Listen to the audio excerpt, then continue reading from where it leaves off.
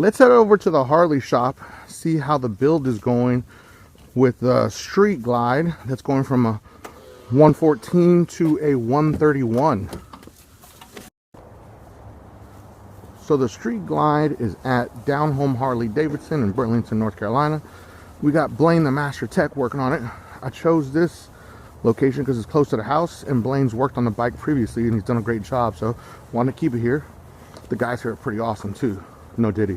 Blaine, fire it up for him. Fire it up for him.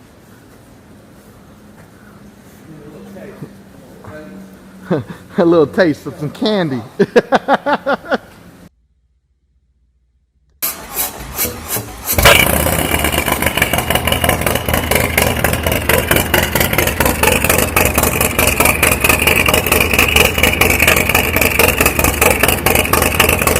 Sensational. Only thing left to do is to put it up on the dyno, tune the bike, and see what type of numbers we put up. Now, this bike went from a 114 to a 131. Make sure to follow or subscribe so you can see what type of numbers we put up on that dyno.